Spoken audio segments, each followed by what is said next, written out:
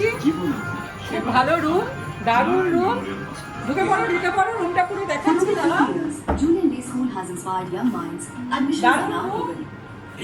আমরা থাকবো দুজন, কিন্তু তিনজনের জন্য কিন্তু বেশ যথেষ্ট জায়গা। এখানে খাবারের ব্যবস্থা আছে, তবে বাইরের থেকে টেবিল দেওয়া আছে, নিচে ক্যান্টিন আছে। খাবার নিয়ে ঢুকতে দেবে না, বোর্ড টাঙানো আছে, নিয়ম লেখা আছে। যাই হোক, প্রসাদ খাওয়া যাবে এখানে বসে, তারা মায়ের প্রসাদের এখানে বসে খাওয়া যাবে। আর এখানে আমার ক্যান্টিনের যে খাবার, সেটা ওরা রুম ডেলিভারি দেবে, সেটাও খাওয়া যাবে। রুমটা কিন্তু যথেষ্ট ভালো। আর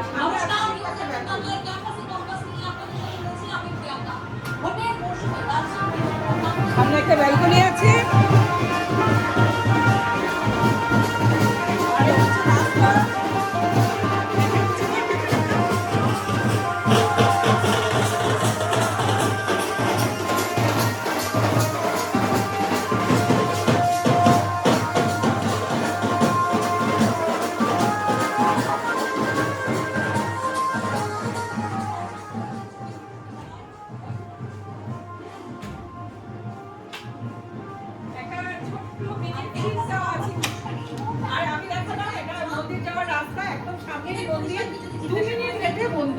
আর একটা ফ্রিজ দেওয়া আছে এখানটায়।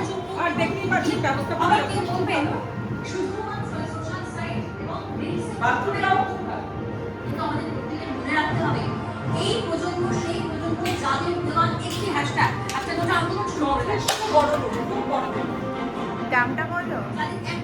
আমি এখন দামটা বলছি না, কেননা আমি যেহেতু নাকি সরাসরি এসে ঢুকে গেছি, অনলাইনে কথা বলেছিলাম।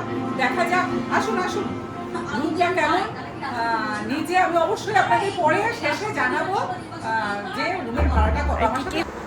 প্রথমে আমি এই রুমটা দেখেছিলাম, এর ভাড়া ছিল 1700 টাকা। যথেষ্ট ভালো রুম এবং বড় রুম। আমি একটু রোডের পাশে থাকতে চাইছিলাম, তাই যেই রুমটার ছবি আপনাদের সঙ্গে আমি প্রথমে শেয়ার করলাম, 2500 টাকা ভাড়া নিয়েছিল।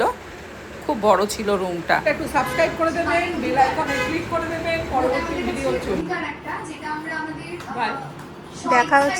দেখা হচ্ছে পরের ভিডিওতে।